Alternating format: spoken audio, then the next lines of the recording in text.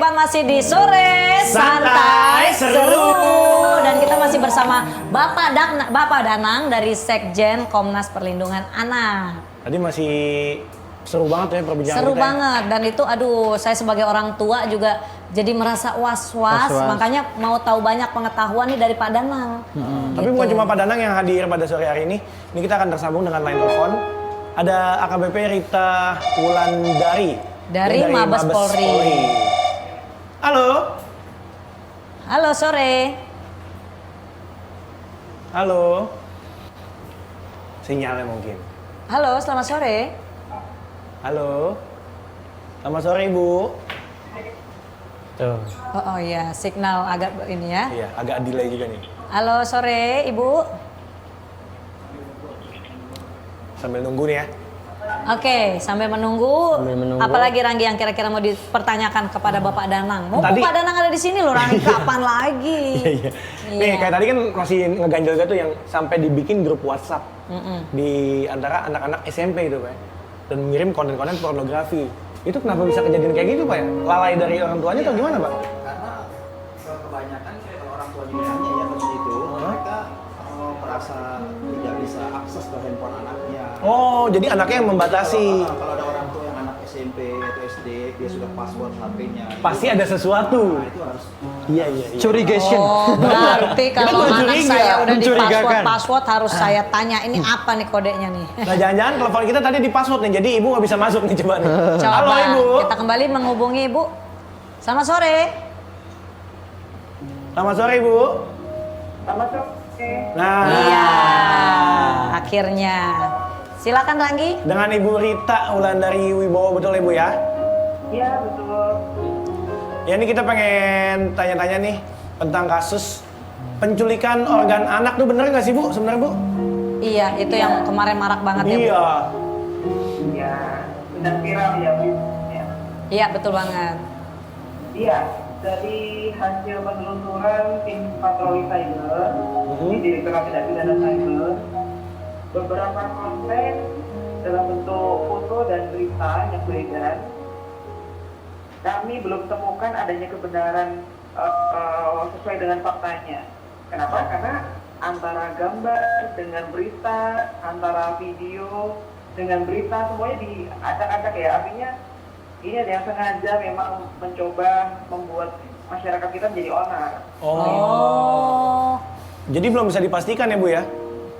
Iya, karena dari hasil pengecekan kami berdasarkan konten dengan alat yang kami miliki dan juga kami langsung cross check ke lapangan, disampaikan di sana berita dari anggota di Polres mana misalnya, kami cek ternyata tidak ada kejadian seperti itu. Nah, loh. Dan juga seperti potongan-potongan video yang disebarkan begitu saja melalui WhatsApp ya biasanya ya. Iya. Nah itu pun juga tidak ditemukan adanya kebenaran sesuai dengan faktanya. Jadi masyarakat kami himbau agar lebih waspada lagi untuk tidak ikut menyebarkan berita bohong seperti itu. Oh, tapi yang kita penasaran itu kan ditemukan anak itu dalam kondisi yang tidak utuh. Benar. Nah, itu kenapa bisa tidak utuh dan organ-organnya itu ada di mana aja gitu? Ya, karena kalau lagi di kita masing-masing yang punya akun harus smart ya, harus cerdas. Ketika kita ada dalam sebuah grup, kita mendapati seseorang mengirimkan berita. Iya. Kita wajib menanyakan Anda dapat itu dari mana, Benar. apa. Dan dia pun wajib menyantumkan, saya dapat berita ini dari ini, namanya ini, nomornya pun, akunnya pun, linknya pun harus dicantumkan. Sumbernya Bu ya? Karena ya, yang terjadi blunder seperti ini, gambarnya apa, gambar anak sedang diotopsi misalnya, tapi dikaitkan dengan berita seolah diambil organ tubuhnya. Oh iya ya, jadi Baru-baru ini kan sedang nanti dalam waktu dekat akan dirilis itu oleh ahli forensik ya. iya. Dia akan menyampaikan apa temuannya, tapi sudah ramai di publik bahwa itu adalah pengambilan organ tubuh secara ilegal, seperti itulah yang terjadi. Iya. Oke, kalau gitu terima Karena kasih. tidak sesuai dengan faktanya. Jadi nggak Benar, sesuai ya jadi Bu kita ya. harus cross check lagi ya. Betul, Terima betul. kasih Ibu Rita Wulandari Wibowo atas infonya. Jadi balik lagi ke perempuan hebat ya, kita jangan langsung percaya juga. Betul. Jadi Apalagi harus terutama tahu kalau sumbernya dapat- dari mana, Iya. infonya dari siapa. Kalau dapat WhatsApp itu ada tulisannya di atasnya teruskan. Jadi itu forward doang sebenarnya. Iya. Jadi nggak tahu benar infonya dari mana. Kalau bisa di cross check lagi. Iya. Dan Anda jangan langsung nyebarin juga. Nah. Sebenarnya kayak gitu. Tapi rata-rata ya memang biasa seperti itu kalau udah berita-berita yang viral ya. Iya. Langsung dikirim. Nih Udah gemes hati-hati aja. ada begini, ada begini, ada begini gitu. Jadi ya bikin kita jadi lebih waspada juga sih sebenarnya, keuntungannya sih seperti itu ya. Gitu. Itu efeknya banyak juga Mirna. Kayak Iya. misalnya kita waspada nih, aduh lagi musim penculikan anak. Anaknya yang tadinya udah punya ojek pribadi misalnya. Jadi waspada, kayaknya kita stop aja deh ojeknya deh. Ojeknya kehilangan pekerjaan ya kan.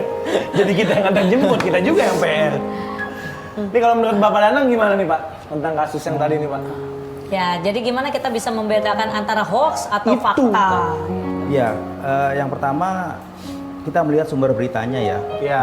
Misalnya medianya juga kita harus pilih-pilih, ya kan?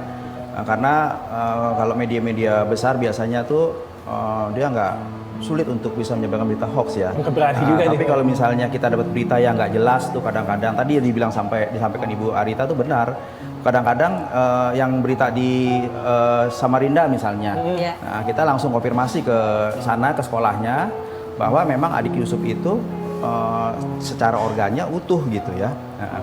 Tapi ada anggota tubuh yang hilang, itu yang mungkin ya kepolisian sedang menyelidiki seperti itu. Nah, makanya harus misalnya menanyakan tentang kekerasan terhadap anak, bisa menanyakan ke Komnas Perlindungan Anak gitu atau ke KPAI gitu ya. Apakah berita ini sebenarnya nyata atau hoax? Itu dia sih masih agak simpang siur tuh ya beritanya. Ya. Bener atau enggak. Kalau dari yang- penelusuran KPA ini, presentasi yang paling tinggi itu kasus-kasus yang seperti apa tuh Pak? Jadi kalau aduan selama 2019 itu ada sekitar 4.300-an kasus ya. Jadi paling tinggi itu adalah Banyak kasus ya. kekerasan seksual. Itu ada sekitar 59%.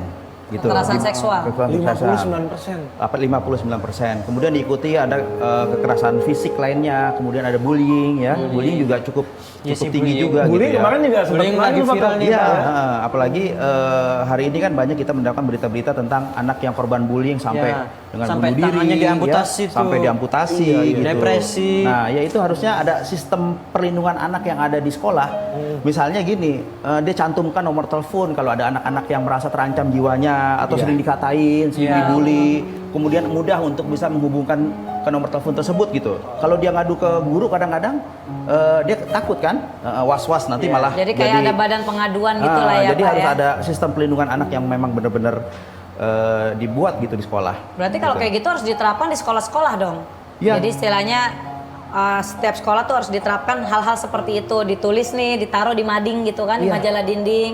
Jadi kalau Benar. kamu ada mendapatkan kasus atau sesuatu yang bikin kamu merasa terancam, ngadu ke sini gitu Iya, ya Pak ya. karena ada bisa juga itu. Ada namanya Permendikbud 82 tahun 2015 ya, itu sistem pelindungan anak itu harus dibangun nggak cuma dari guru, kepala sekolah, tapi anak-anaknya juga. Jadi sesama anak-anak itu bisa mendeteksi dini. Ya, saling bantu ya, Saling Pak ya. bantu. Jadi kalau ngelihat ini nggak ada temennya atau cemas atau menyendiri, nah itu buru-buru tuh harus langsung Iya sih. dirangkul supaya yang si pembuli kan carinya mana anak yang nggak punya teman, mana anak yang sedih dan sebagainya. Nah ini yang sistem perlindungan anak di ini yang harus dibangun.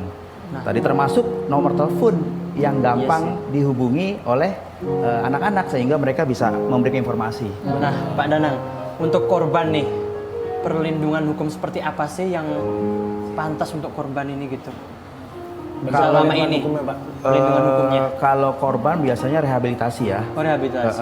Itu untuk korbannya deh, Pak ya? Itu korban ya. Korbannya direhabilitasi. Kalau anak-anak traumanya, kemudian kalau misalnya dia berpisah dengan keluarga dan sebagainya, ada namanya reintegrasi ya untuk bisa bisa dikembalikan kepada orang tuanya gitu. Tapi kalau kasus-kasus kekerasan seksual dan sebagainya itu perlu direhabilitasi, termasuk trauma-traumanya itu tadi. Nah, tapi ada juga bagaimana kalau pelaku anak-anak? Nah, gitu, pelakunya kan? anak-anak. Nah, itu kan banyak kalau ya. di bullying itu kan kemarin ada tuh sampai tangannya diamputasi tuh. Kan itu pelakunya juga anak sekolahan anak-anak gitu. Iya. Sesama Lu anak gimana Ya, sih? sesama teman. Iya. Jadi Sebenarnya gimana sih itu? memang harus ada tindakan tegas juga, Iya. tapi disesuaikan dengan sistem peradilan pidana anak. Misalnya kalau di bawah usia 12 tahun, apapun yang dilakukan misalnya itu tidak bisa diproses ke pengadilan.